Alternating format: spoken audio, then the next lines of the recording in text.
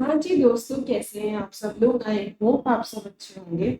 सो आज अपन अपने ऑडिट की रिवीजन में आगे बढ़ते हैं। कौन सा अपन आज स्टैंडर्ड देखने वाले हैं? आज हम स्पेशलाइज्ड एरियाज के स्टैंडर्ड्स देखने वाले हैं, जिसमें अपने कितने स्टैंडर्ड्स आ रहे हैं? 3 स्टैंडर्ड्स आते हैं। SA 800, SA 805 and SA 800। अब देखो, मैंने आप लोग के इस चैप्टर के लिए आपको एक पूरा कंपैरेटिव चार्ट बना के दिया है। ये 14 पेजेस का आपका चार्ट है, जिसमें पूरा का पूरा कोई स्पेशलाइज एरिया यानी तीनों स्टैंडर्ड्स कवर है। इससे आपको बहुत ही मतलब होता है ना, कंपैरेटिव फॉर्म में आपको समझ में आया कि भाई किस स्टैंडर्ड में क्या लिखा हुआ है, ताकि आप इजी लर्निंग कर सको, इजी ग्रास्पिंग कर सको, और आपके ये 1.5 डे में भी आपको बहुत ज्यादा हेल्प करेगा। तो ये अगर आपको ये पीडीएफ चाहिए तो ये आपको टेलीग्राम चैनल से मिल जाएगी। टेलीग्राम चैनल का लिंक आपको या तो डिस्क्रिप्शन बॉक्स में मिल जाएगा यूट्यूब पे, या फिर आपको इस पीडीएफ के ऊपर भी दिख रहा होगा। ठीक है, तो अपन अपने रिवीजन को शुरू करते हैं। चलिए लेट्स बिगिन। तो सबसे पहले अपने पास कौन सा स्टैंडर्ड है? SA 800, audit of financial statements prepared in accordance with special purpose framework, SP. देखो क्या बोल रहे हैं यहाँ पे, कि हमारे जो नॉर्मल फाइनेंशियल स्टेटमेंट्स होते हैं वो किसके अकॉर्डिंग बनते हैं? General purpose framework, right. लेकिन अगर हमारे कोई स्पेसिफिक यूजर्स है, हमारे रेगुलेटर है या कॉन्ट्रैक्टर है, उन्होंने हमें बोला कि हमें अपने फाइनेंशियल रिपोर्टिंग प्रोविजंस के अकॉर्डिंग आपके फाइनेंशियल स्टेटमेंट्स चाहिए। तो उनके फाइनेंशियल रिपोर्टिंग प्रोविजंस के अकॉर्डिंग अगर हमने अपने फाइनेंशियल स्टेटमेंट्स बनाए, तो यानी वो क्या हो गया, हमारे स्पेसिफिक फाइनेंशियल स्टेटमेंट्स हो गए, जो स्पेसिफिकली सिर्फ उन्हीं के लिए यूज आएंगे, यानी सिर्फ स्पेसिफिक यूजर के लिए काम आएंगे। तो ऐसे फाइनेंशियल स्टेटमेंट्स को हम क्या बोलेंगे? Special purpose financial statements. और जिन प्रोविजंस के अकॉर्डिंग, जिन फाइनेंशियल रिपोर्टिंग प्रोविजंस के अकॉर्डिंग हमने वो फाइनेंशियल स्टेटमेंट्स बनाए हैं, तो उन फ्रेमवर्क को हम क्या बोलेंगे? Special purpose framework. For suppose अगर मैं आप लोग के सामने एक एग्जांपल रखती हूँ, हमारे जो नॉर्मल फाइनेंशियल स्टेटमेंट्स होते हैं वो किसके अकॉर्डिंग बनते हैं? हिस्टोरिकल कॉस्ट बेसिस पे बनते हैं। बट अगर हमारे जो भी रेगुलेटर या फिर कॉन्ट्रैक्टर या कस्टमर या क्रेडिटर है, उन्होंने हमें आकर के बोला कि हमें आपके रियलाइजेबल वैल्यू बेसिस पे या फिर कैश बेसिस पे आपके फाइनेंशियल स्टेटमेंट्स चाहिए। तो ये फाइनेंशियल स्टेटमेंट्स जनरल यूजर्स के काम नहीं आएंगे, सिर्फ उनके काम आएंगे। तो ये फाइनेंशियल स्टेटमेंट्स कौन से हो गए अपने? एसपीएफएस। और इसका फ्रेमवर्क को हम क्या बोलेंगे? एसपीएफ, यानी स्पेशल पर्पस फ्रेमवर्क। तो ठीक है, समझ में आया कि ये एसपीएफ और एसपीएफएस क्या होता है। और इस स्टैंडर्ड में हम क्या पढ़ने वाले हैं कि भाई अगर ऐसे कोई स्पेशल पर्पस फाइनेंशियल स्टेटमेंट्स हमारे हैं, तो इसके ऑडिटर को ऑडिट कैसे करनी चाहिए, उसको उसमें प्लानिंग कैसे करेगा, कैसे उसमें रिपोर्टिंग करेगा, इस सब बारे में हम इस पर्टिकुलर स्टैंडर्ड में पढ़ने वाले हैं। तो समझ में आया कि भाई इस पर्टिकुलर स्टैंडर्ड का स्कोप क्या है। ठीक है, अब आगे देखते हैं क्या क्या लिखा हुआ है। सबसे पहले आ गया अपना स्पेशल कंसिडरेशंस, कि इस स्टैंडर्ड में हम क्या क्या देखेंगे। Acceptance, planning and performance and forming and opinion, बहुत सिंपल है। देन आगे चलते हैं। अब आ गया अपना व्हाट इज एसपीएफ, यानी स्पेशल पर्पस फ्रेमवर्क। जो भी मैं आपको बता रही थी, स्पेशल फाइनेंशियल रिपोर्टिंग प्रोविजंस, वही अपने यहाँ पे एसपीएफ है। यहाँ पे बस बेसिकली अपने पास कुछ एग्जांपल्स गिवन है। FRF designed to meet financial information needs of specific users. General users नहीं है यहाँ पे, specific users है। Example, cash basis of accounting and cash flow information required to prepare for creditors. यानी अगर हमने अपनी कैश बेसिस पे अकाउंटिंग करी है, जनरली कैसे होती है? अक्रूवल बेसिस पे। लेकिन अगर हमने कैश बेसिस करी है फॉर आवर क्रेडिटर, तो ये कैश बेसिस क्या हो गया अपना? एसपीएफ। ठीक है। Financial reporting provisions established by regulator to meet its requirements. For suppose अगर सीबी ने हमें कोई एफआर प्रोविजंस दिए कि इसके अकॉर्डिंगली आपको फाइनेंशियल स्टेटमेंट बना के मुझे देने हैं, तो वो एफआर प्रोविजंस क्या हो गए अपने? एसपीएफ। ठीक है। Next, FR provisions of contract such as loan agreement. अगर अब हमारे बीच में बैंक के साथ हमने कोई लोन लिया था, उस लोन अग्रीमेंट में उन्होंने लिखा है कि आपको इस पर्टिकुलर बेसिस पे आपको हमें फाइनेंशियल स्टेटमेंट बना के देने होंगे, तो वो एफआर प्रोविजंस ऑल्सो क्या हो गए हमारे? Special purpose framework. ठीक है, समझ में आया? आगे चलते हैं अपना। नेक्स्ट टॉपिक आया है अपना consideration when accepting such engagement. देखो अभी अपन ने स्पेशल कंसिडरेशन के 3 पॉइंट्स पढ़े थे, acceptance, planning and performance and forming and opinion. उसमें सबसे पहला कंसिडरेशन आ गया अपना एक्सेप्टेंस का। ठीक है, क्या लिखा हुआ है इसमें यहाँ पे? Financial reporting framework is designed to meet financial information needs of specific users. ये बहुत ही सिंपल सी बात है, हम कोई भी फ्रेमवर्क यूज कर रहे हैं, वो फ्रेमवर्क ऐसा होना चाहिए कि जो भी आपके यूजर्स है, वेदर स्पेसिफिक वेदर जनरल, उनकी फाइनेंशियल इंफॉर्मेशन नीड्स फुलफिल होनी चाहिए। ठीक है। It can be a fair presentation framework और a compliance framework.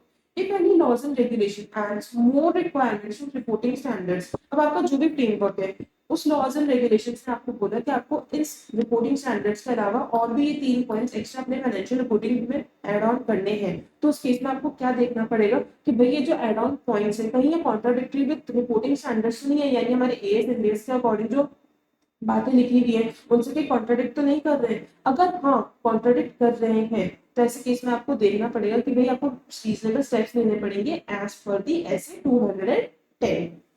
Auditor must check if there is any conflict between these additional requirements and reporting standards. If there is a conflict, ऐसे 210 guides auditor on what steps to take. ठीक है? Sometimes reporting framework may come from contract, जिससे ऊपर मैंने पढ़ा था contract से भी आ सकता है, regulator से भी आ सकता है, और other specific sources, not just from accounting standards. यानी एस इन देश का है जरूरी नहीं, स्पेशल पर्पस फ्रेमवर्क तो भाई कॉन्ट्रैक्ट्स भी आ सकता है, रेगुलेटर से भी आ सकता है, लॉज एंड रेगुलेशन से भी आ सकता है, तो यहाँ पे यही लिखा हुआ है। In such cases auditor must check whether this framework has qualities of generally acceptable framework। मतलब बेसिकली मैंने आपको जो ऊपर भी बात बताई थी, आप कोई सा भी फ्रेमवर्क यूज कर लो, वो आपके स्पेसिफिक यूजर्स एंड आपके जनरल यूजर्स उनकी जो भी फाइनेंशियल इंफॉर्मेशन नीड्स है और वो उन्हें फुलफिल करना चाहिए, प्लस वो जनरली एक्सेप्टेबल होना चाहिए। मतलब कि एक होता है ना कि इस तरह का फ्रेमवर्क हो कि भाई इसे पढ़ के ऐसा लगे कि हाँ भाई ठीक है समझ में आता है, उससे पर्पस आपका जो है वो फुलफिल हो रहा है। तो यहाँ पे यही लिखा हुआ है, आप कोई भी फ्रेमवर्क को यूज कर रहे हो whether for general users whether for specific users, वो आपके जनरली एक्सेप्टेबल होना चाहिए। जनरली एक्सेप्टेबल अपन कैसे देखेंगे, जो भी उसमें फाइनेंशियल इन्फॉर्मेशन चाहिए वो पूरी प्रॉपर्टी गिवन है, जो पर्पस था वो पर्पस सॉल्व हो चुका है, हम इन बेसिस पे चेक करेंगे कि क्या वो जनरली एक्सेप्टेबल है या नहीं है। ठीक है, आगे चलते हैं अपना। हाँ जी, नेक्स्ट कंसीडरेशन पे चलते हैं। नेक्स्ट क्या है, planning and performance such audit. क्या लिखा हुआ है, ऐसे 200 requires the auditor to comply with ethical requirements including independence relating to audit of financial statements and all essays relevant to audit. क्या लिख रखे हैं यहाँ पे कि जो भी एक ऑडिटर होता है उसे किन किन चीजों से कंप्लाई करना होता है, एक तो अपने एथिकल रिक्वायरमेंट से कंप्लाई करना होता है, जिसमें क्या आता है अपना इंडिपेंडेंस, आपको इंडिपेंडेंस अपनी मेंटेन करनी होती है। नेक्स्ट इसमें क्या लिखा हुआ है कि जितने भी एसेस हमारी ऑडिट में लग रहे हैं, वेदर कोई सी भी सीरीज हो, 200 की हो, 300 की हो, 400, 500, 600, जो भी ऐसे की सीरीज इस पे एप्लीकेबल हो रही है, इस पर्टिकुलर ऑडिट एंगेजमेंट पे एप्लीकेबल हो रही है, उससे ऑडिटर कंप्लाई करना चाहिए। ठीक है। It also requires auditor to comply with each requirement of an essay unless in circumstances of audit entire essay is not relevant or requirement is not relevant because it is conditional and the condition does not exist। हम यहाँ पे क्या बोल रहे हैं कि आपको सारे essay से जो हमारी पर्टिकुलर ऑडिट पे लग रहे हैं उनसे कंप्लाई करना होगा unless, यहाँ पे क्या लिखा हुआ है, मतलब देखो अगर हमारे ऐसे में मैं एक एग्जांपल में ले रही हूँ कि अगर हमारे 100 स्टैंडर्ड्स हैं और किसी पर्टिकुलर ऑडिट एंगेजमेंट पे सिर्फ 50 स्टैंडर्ड्स एप्लीकेबल है, 50 नहीं है, तो यहाँ पे ये लिख रखा है कि वैसे तो आपको सारे स्टैंडर्ड से कंप्लाई करना होता है, यानी 100 स्टैंडर्ड से कंप्लाई करना होगा, लेकिन वो जो 50 स्टैंडर्ड्स आप पे एप्लीकेबल ही नहीं है, आपके लिए रेलेवेंट ही नहीं है, तो ऐसे केस में आप उनसे नहीं करो चलेगा। प्लस यहाँ पे एक पॉइंट और लिखा हुआ है, और रिक्वायरमेंट इज नॉट रेलेवेंट, मतलब वो जो स्टैंडर्ड में पर्टिकुलर रिक्वायरमेंट्स लिखी हुई है वो हमारी ऑडिट एंगेजमेंट में है ही नहीं, तो ऐसे केस में वो स्टैंडर्ड हम पे एप्लीकेबल होगा ही नहीं। ठीक है, समझ में आया आपको? बेसिकली यही देखना है कि हम सारे स्टैंडर्ड्स कंप्लाई करेंगे, लेकिन जो स्टैंडर्ड हम पे एप्लीकेबल नहीं है या फिर जिनके रिक्वायरमेंट्स हमारे से मैच नहीं करती है, तो ऐसे केस में हम उन स्टैंडर्ड्स को अलग कर सकते हैं और जो हमारे लिए रेलेवेंट है, जो हमारे लिए एप्लीकेबल है, हम उनसे कंप्लाई कर सकते हैं। ठीक है, समझ में आया? नेक्स्ट क्या लिखा हुआ है, ऐसे 315 requires auditor to obtain an understanding of entities selection and application of audit procedures. यहाँ पे क्या लिखा हुआ है कि देखो हम ऐसे 315 में वैसे भी रिस्क असेसमेंट प्रोसीजर्स लगाते हैं, राइट? अब हम उन रिस्क असेसमेंट प्रोसीजर्स को लगा के हमको ये देखना है, ये अंडरस्टैंडिंग लेनी है कि भाई एंटिटी ने किस बेसिस पर हमने फाइनेंशियल स्टेटमेंट्स को बनाया है, क्या उनके प्रोसीजर्स थे, और उन्हीं प्रोसीजर्स को समझने के बाद हमको अपने खुद के ऑडिट प्रोसीजर्स, यानी हमें खुद के अपने ऑडिट प्रोसीजर्स को अप्लाई करना है। ऐसे 315 requires auditor to obtain an understanding of entity selection and application of audit procedures। Next point क्या लिखा हुआ है, in case of financial statements prepared in accordance with provisions of a contract, यानी किसी कॉन्ट्रैक्टर के अकॉर्डिंग हमने कोई financial statements बनाए हैं Auditor shall obtain an understanding of any significant interpretations of contract that management made in preparation of those financial statements. क्या बोलना चाह रहे हैं कि अगर कॉन्ट्रैक्ट के अकॉर्डिंग हमारे फाइनेंशियल स्टेटमेंट्स बने हैं तो हमें ये मैनेजमेंट से अंडरस्टैंडिंग देनी होगी कि भाई बेसिस पे अगर उन्होंने कोई assumptions ली तो वो assumptions भी बताओ और उनकी क्या अंडरस्टैंडिंग है जिनके बेसिस पे उन्होंने अपने फाइनेंशियल स्टेटमेंट्स बनाए हैं ताकि हमें भी अपनी ऑडिट करने में हेल्प मिल सके। ठीक है, समझ में आया? आगे चलते हैं।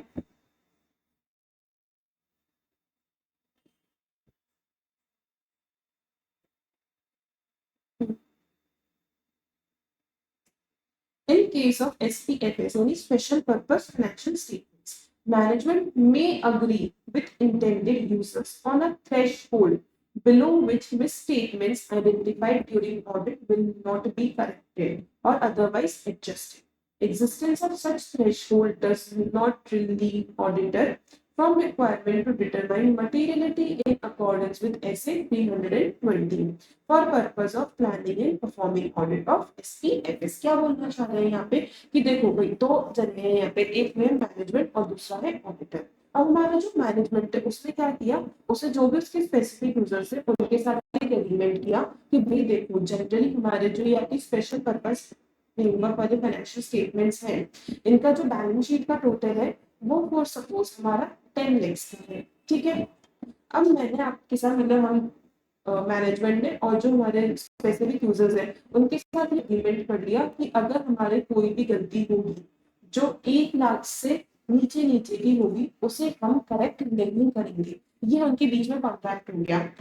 अब इसके हम ये बोल सकते हैं कि भाई ऑडिटर की भी बेंचमार्क यही होगी, यही मटेरियलिटी लेवल हो गया कि भाई 1 लाख से नीचे के तो अमाउंट में अगर गलती भी होगी तो उसे ऑडिटर नहीं चेक करेगा।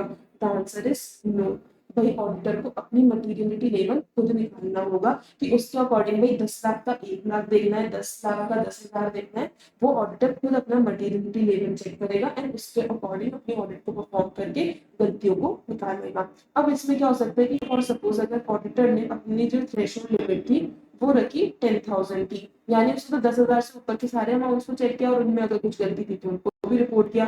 अब ये जो गैप है बिटवीन 1 लाख से 10,000 का, इस बीच में अगर ऑडिटर ने कोई भी गलतियां निकाली है तो वो तो अपनी रिपोर्ट करेगा कि भाई ये गलती है, लेकिन मैनेजमेंट उसको सही नहीं करेगा क्योंकि उसका ऑलरेडी अग्रीमेंट हो रखा है कि 1 लाख से नीचे के हम चीजों को सही नहीं करने वाले हैं।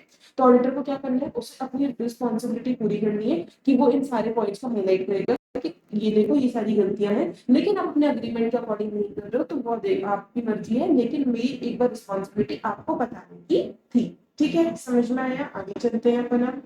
बेसिकली देखो ये थ्रेशोल्ड लिमिट इस तरह से क्यों डाली गई है, ऊपर से फिर ऑडिटर की रिस्पॉन्सिबिलिटी मटेरियलिटी लेवल पे क्यों करी गई है कि भाई अगर किसी स्पेसिफिक यूजर ने बोली कि हाँ ठीक है 1 लाख से नीचे के आप मत बताना, लेकिन अब 1 लाख से नीचे के में भी हो सकता है ना कि कुछ मटेरियल स्टेटमेंट्स हो तो ऑडिटर ने एक बार अपने ऑडिट रिपोर्ट में हाईलाइट कर दिया तो स्पेसिफिक यूजर तक पहुंच गई वो सारी बातें कि यार ये गलती है। तो अगर आप स्पेसिफिक यूजर पे लगे कि नहीं यार ये तो बहुत बड़ी गलती है, ये तो मुझे सही करवानी पड़ेगी, तो कम से कम मैनेजमेंट को एक्स्ट्रा में बोल तो सकता है कि नहीं भाई भली सी 1 लाख से कम है लेकिन ये मटेरियल स्टेटमेंट है इसको आपको सही करना ही होगा।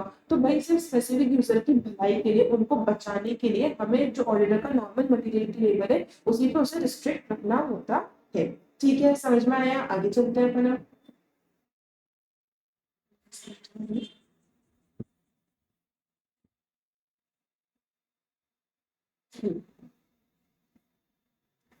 नेक्स्ट पॉइंट क्या दे रखा है, ऐसे 260 requires auditor to determine appropriate person within entities governance structure with whom to communicate। 260 किस बारे में बात करते हैं, communication to TCWG। Communication to TCWG का मैंने पूरा रिवीजन कर रखा है, अगर उसमें कोई भी इशू आप लोग को हो तो उसको आप मेरे यूट्यूब चैनल पे जाके आप सर्च आउट कर सकते हैं। आपको 260 का बहुत ही कम टाइम में ICAI मटेरियल से डिटेल आपको रिवीजन मिल जाएगा। ठीक है, नेक्स्ट क्या दे रखा है अपने पास हम, 260 requires auditor to determine appropriate person within entities governance structure। मतलब देखो ऐसे 260 में क्या होता है, अपन को कम्युनिकेट करना होता है तो TCWG। तो यहाँ पे यही बोल रहे हैं कि ऑडिटर को फाइंड आउट करना पड़ेगा कि भाई ये TCWG कौन है, हम किससे जाकर के अपनी बातों को कम्युनिकेट कर सकते हैं। ठीक है, when complete set of GPFS यानी हम यहाँ पे कौन सी बात हो रही है, जनरल पर्पस फाइनेंशियल स्टेटमेंट्स की बात हो रही है, is also prepared by entity, those person responsible for oversight of preparation of SPFS may not be same as TCWG responsible for oversight of preparation of those GPFS। अब देखो यहाँ पे क्या बोल रखा है कि एक एंटिटी GPFS भी बना रही है और स्पेसिफिक यूजर्स के लिए SPFS भी बना रही है। तो देखो जो GPFS के TCWG हैं जो ओवरसाइट करते हैं, पूरे फाइनेंशियल रिपोर्टिंग जो हो रही है उसको ओवरसाइट करते, देखते सब सही से हो रहा है नहीं हो रहा है।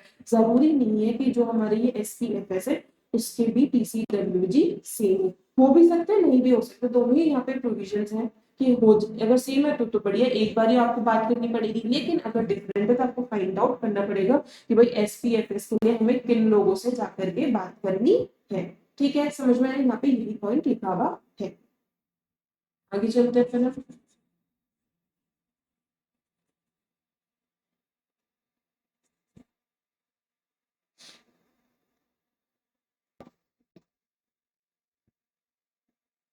अब नेक्स्ट अपने पास आ गया डिस्क्रिप्शन ऑफ एप्लीकेबल FRF, मतलब अपन जो FRF अपने स्पेशल पर्पस फ्रेमवर्क की बात कर रहे थे उसके बारे में यहाँ पे लिखा हुआ क्या है। SS700 requires auditor to evaluate whether financial statements adequately refer to applicable FRF, मतलब हमारे जो फाइनेंशियल स्टेटमेंट्स बने यानी हमारे जो SPFS बने हैं क्या वो SPF यानी स्पेशल पर्पस फ्रेमवर्क को प्रॉपर्ली रेफर कर रहे हैं, नहीं कर रहे हैं। In case of audit report on SPFS यानी अब हमारी क्या बात हो रही है, ऑडिटर की रिपोर्ट की बात हो रही है on what, on SPFS। Audit report shall also describe purpose for which financial statements are prepared, यानी हमने किस पर्पस के लिए ये स्पेशल फाइनेंशियल स्टेटमेंट्स बनाए वो पर्पस भी हमें लिखना होगा। If management has choice of FRF, यानी अब देखो यहाँ पे क्या बात हो रही है, हमने सबसे पहले तो बता दिया कि हमारा पर्पस क्या है और इसके स्पेसिफिक यूजर्स क्या है। देखो इसमें हमें हर यूजर के लिए बनी नहीं है ये ऑडिट रिपोर्टिंग, ये फाइनेंशियल स्टेटमेंट्स, तो इसमें हमें स्पेसिफिकली लिखना होगा कि भाई देखो इसका ये स्पेसिफिक पर्पस है और इसके ये स्पेसिफिक यूजर्स है, तो बाकियों के लिए यूजफुल नहीं है, ताकि हमें कोई अगर जनरल यूजर पढ़ने बैठे तो उसे समझ में आ जाए कि हाँ भाई इस स्पेसिफिक यूजर के लिए मेरे लिए नहीं है। क्या लिखा हुआ है next, if management has choice of FRF in preparation of such financial statements, अगर हमारी ये जो SPFS है इन्हें बनाने के लिए दो फ्रेमवर्क है F1 एंड F2, यहाँ पे यही लिखा हुआ है। Explanation of management's responsibility for financial statements shall also make reference to its responsibility for determining that applicable FRF is acceptable in the circumstances। अब हमारे पास अगर दो फ्रेमवर्क है तो मैनेजमेंट ने किस अंडरस्टैंडिंग के बेसिस पे पर्टिकुलर फ्रेमवर्क को चुना है वो हमें समझना पड़ेगा, और जो उन्होंने फ्रेमवर्क चुना है वो जनरली एक्सेप्टेबल है या नहीं है ये भी डिटरमाइन करके हमें अपनी ऑडिट रिपोर्ट में लिखना होगा। ठीक है, नेक्स्ट क्या लिखा हुआ है, SS701, 701 कौन सा था, क्या वाला था, SS720 कौन सा था, अदर इंफॉर्मेशन वाला था। अगर आपको इनमें कोई भी प्रॉब्लम है सेम मैंने इन्हें भी करा रखा है चैनल पे, आप जाकर उन्हें चेकआउट कर सकते हो। Is applicable on audit of SPFS, मतलब सिंपल से ही बोले कि आपका कैन और अदर इंफॉर्मेशन वाले स्टैंडर्ड्स आपके SPFS में भी एप्लीकेबल होते हैं। Auditor may refer in other matter paragraph, other matter paragraph कौन से रहते हैं, SS706 में। In audit report on SPFS, to auditors report on complete set of GPFS or to matter reported therein as per SS706। अब last थोड़े अपने छोटे छोटे से दो ही पॉइंट बचे फिर अपना ऐसे 800 पूरा हो जाएगा। अलर्टिंग रीडर्स, देखो अपन ने ये पहले ही पढ़ा था कि अगर हम कोई स्पेसिफिक यूजर्स के लिए फाइनेंशियल स्टेटमेंट्स बना रहे हैं तो वो जनरल यूजर्स के लिए नहीं है, तो उस केस में हमें अपना पर्पस, उन स्पेसिफिक यूजर्स का नाम और मैनेजमेंट की रिस्पॉन्सिबिलिटी लिखनी होगी। प्लस हमें उसमें एक पॉइंट ये भी ऐड करना होगा कि भाई प्लीज जनरल यूजर्स से नहीं देखेंगे, स्पेसिफिक यूजर्स के लिए और उनके लिए लिमिटेड इसको रखा गया है। SPFS may be used for purposes other than those for which they were intended, मतलब अगर किसी जनरल यूजर ने पढ़ ली उससे कुछ समझना चाहे तो वो तो दिमाग खराब कर देगा कि भाई ये क्या लिखा हुआ है, ये तो कुछ समझ ही नहीं आ रहा है। तो यहाँ पे इसलिए लिखा हुआ है कि हो सकता है कि SPFS किसी ऐसे पर्सन ने पढ़ लिया जो उसका पर्पस ही नहीं है। To avoid misunderstandings, auditor alert users of by including an EOM paragraph, मतलब अगर इस ऐसे केसों में क्या करना होगा, ऑडिटर को एक EOM पैरा अपने ऑडिट रिपोर्ट में इंक्लूड करना पड़ेगा जिसमें वो जनरल यूजर्स को अलर्ट करेगा कि ये फाइनेंशियल स्टेटमेंट्स आपके लिए नहीं है। In accordance with SPF, and therefore may not be suitable for another purpose, यानी ये another purpose के लिए financial statements नहीं बने हैं। Restriction on distribution of use, मतलब दूसरा अपना पॉइंट क्या आ गया कि भाई हमने यूजर्स को तो अलर्ट किया, प्लस हमने इसकी डिस्ट्रीब्यूशन पर किसी को पोस्ट कर दी, नहीं, सिर्फ जो स्पेसिफिक यूजर्स है सिर्फ उन्हीं के पास जाएगी। In addition to alert, auditor may indicate that audit report is intended solely for specific users, यानी ये audit report, ये financial statements सिर्फ specific users के लिए है, ये point हमें लिखना होगा। This may be achieved by restricting distribution or use of audit report. In such case, paragraph alerting readers may be expanded to include these other matters and heading modified accordingly. देखो हमने alert तो करना है ये, plus हम इसमें ये भी लिख सकते हैं कि हे जनरल यूजर्स, आपके लिए फाइनेंशियल स्टेटमेंट्स नहीं बने हैं, ये सिर्फ एक रिस्ट्रिक्टेड पर्संस के लिए है, सिर्फ उन्हीं तक रखें, ये आपके लिए नहीं बने हैं, आप प्लीज अपने जो जनरल पर्पस फाइनेंशियल स्टेटमेंट्स बने उन्हें जाकर के रेफर करें। ठीक है, समझ में आया? इतना सा पॉइंट अपन लिखेंगे ताकि हमें ये समझ में आ जाए कि हमने यूजर्स को अलर्ट भी कर दिया और ये इसका जो डिस्ट्रीब्यूशन है इसको भी हमने रिस्ट्रिक्ट कर दिया। तो बहुत ही सिंपल सा अपना स्टैंडर्ड था। अगर मैं इसे समराइज करना चाहूँ तो इसमें अपन ने क्या क्या पॉइंट्स पढ़े हैं?